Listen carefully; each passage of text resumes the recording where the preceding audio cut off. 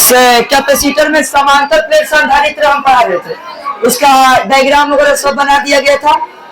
तो आप हेडिंग बना लीजिए उसी में, एक्सप्रेशन व्यंजक,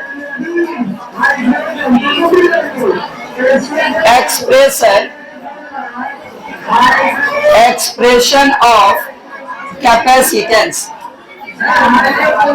उसी में कंटिन्यू, कैपेसिटेंस, धारिता का व्यंजक, धारिता का व्यंजक। डायग्राम आप मत बनाइएगा, डायग्राम कल के बना दिया गया है, एक्सप्रेशन केवल कर दीजिएगा, एक्सप्रेशन ऑफ कैपेसिटेंस, धारिता का व्यंजक। डायग्राम छोड़ दीजिएगा, डायग्राम हम फिर से बनाएंगे, उसके कॉन्सेप्ट को समझाएंगे।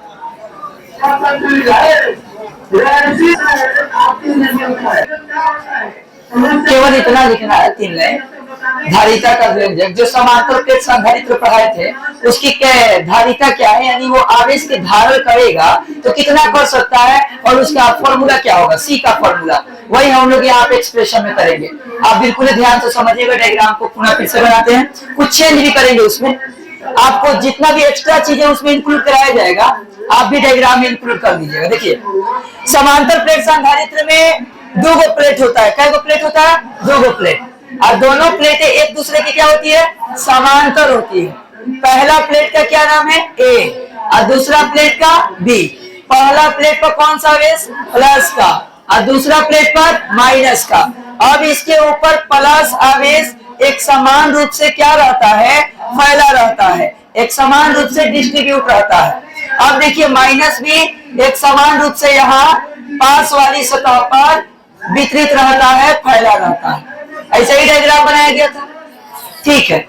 अब मान लेते हैं कि ये दोनों प्लेटें एक दूसरे से d दूरी पर है, ये कल के डायग्राम में नहीं बताया गया था। ये दोनों प्लेटें हैं, एक दूसरे के समांतर हैं, तो इसको कहेंगे समांतर प्लेट संधारित्र। हम मान के चलते हैं दोनों प्लेट एक दूसरे से d दूरी पर स्थित है।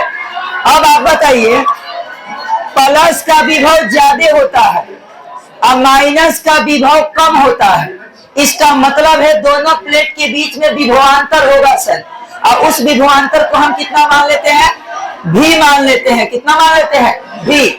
अब विद्युत क्षेत्र का जो डायरेक्शन होगा वो प्लस से कहाँ होगा, माइनस के तरफ। तब प्लस से माइनस के तरफ किसका डायरेक्शन हो जाएगा, विद्युत क्षेत्र का। ये विद्युत क्षेत्र का डायरेक्शन हो गया, ये क्या रहा, विद्युत क्षेत्र का डायरेक्शन, ठीक है। अब देखिए, इन दोनों प्लेटों के बीच में कोई पॉइंट मान लेते हैं, ध्यान से समझिएगा, कोई पॉइंट है P, और इस P पॉइंट पर अगर हम बात करें विद्युत क्षेत्र कितना होगा, तो आप याद रखिएगा, दोनों प्लेट के कारण, प्लेट A के कारण भी यहाँ पे कुछ विद्युत क्षेत्र होगा, अब प्लेट B के कारण भी यहाँ कुछ विद्युत क्षेत्र होगा। प्लस के कारण विद्युत क्षेत्र हमेशा दूर होगा और माइनस के कारण उसके तरफ होगा। तो अब देखिए, यहाँ निकालते हैं वही चीज, प्लेट A के कारण, प्लेट A के कारण P पर विद्युत क्षेत्र,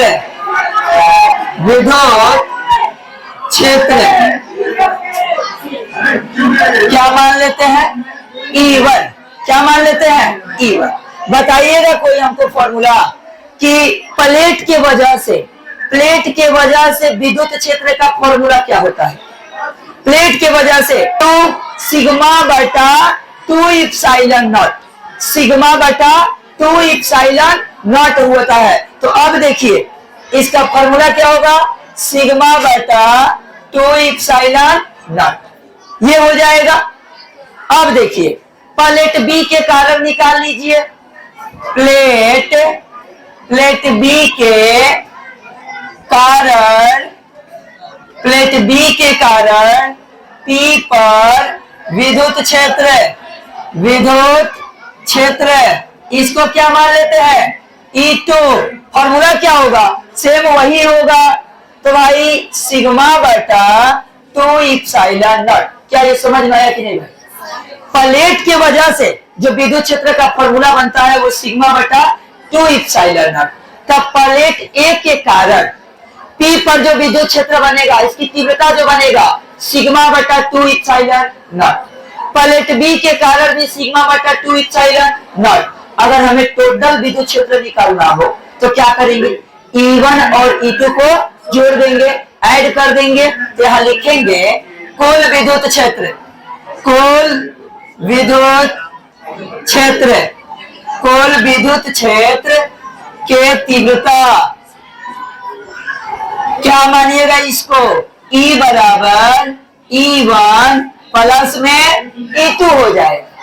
अब बताइए जरा E1 के मान कितना है, सिग्मा बटा 2 इप्सिलॉन नॉट, सिग्मा बटा 2 इप्सिलॉन नॉट प्लस E2 का मान कितना है, सिग्मा बटा 2 इप्सिलॉन नॉट। अब बटा के जोड़ तो आता ही है भाई, 2 इप्सिलॉन नॉट, 2 इप्सिलॉन नॉट का लघुत्तम निकालिएगा तो क्या मिलेगा बोलिए, 2 इप्सिलॉन नॉट, 2 इप्सिलॉन नॉट कटेगा, सिग्मा बचेगा, कटेगा, सिग्मा बचेगा।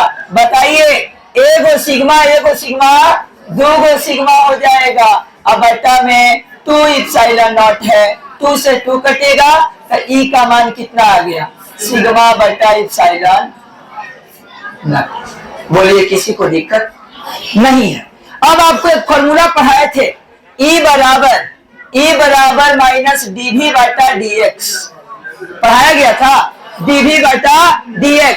अगर यहां से हम d को डिलीट कर दे, माइनस को डिलीट कर दे तो क्या फॉर्मूला बनेगा, v बटा x, यानी v माने विभवांतर और x का मतलब होता है दूरी, x का मतलब दूरी।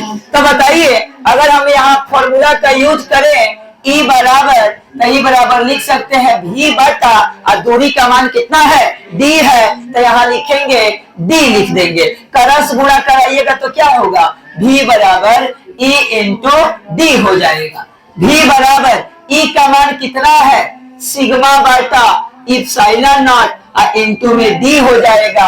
अब बताइए सिग्मा का फॉर्मूला क्या पढ़ाया गया है, सिग्मा पृष्ठीय आवेश घनत्व, पृष्ठीय आवेश घनत्व, एकांक क्षेत्रफल में जितना आवेश होता है उसी को सिग्मा कहा जाता है, Q बटा A।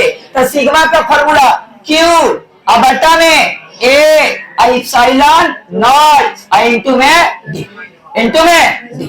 तो भाई बताओ V का फॉर्मूला क्या आ गया, QD बटा A इप्सिलॉन नॉट हो गया। बोलिए किसी को दिक्कत, बोलिए किसी को दिक्कत, इसमें धारिता चाहिए, क्या चाहिए, धारिता। तो बताइए धारिता C का फॉर्मूला Q बटा V। अब बताइए जब Q बटा V है तो क्या हो जाएगा, Q बटा V में Q का जगह पे Q और V का मान कितना आया है, QD और बटा में A इप्सिलॉन नॉट, ये कहाँ जाएगा, ऊपर चला जाएगा। तो C बराबर Q में किससे गुणा होगा, Q into A epsilon not और बटा में क्या हो जाएगा, QD, Q से Q कट जाएगा, C बराबर A इप्सिलॉन नॉट और बटा में D। यही फॉर्मूला है, चाहे इसको आप ऐसे भी लिख सकते हैं, C बराबर इप्सिलॉन नॉट A बटा D भी लिख सकते हैं। बोलिए किसी को दिक्कत, छोटा छोटा केवल फॉर्मूला का यूज किया गया है। तो डायग्राम आप बनाए हैं कल के, आप माना वगैरह लिखिए, पहले डायग्राम बना लिए हैं।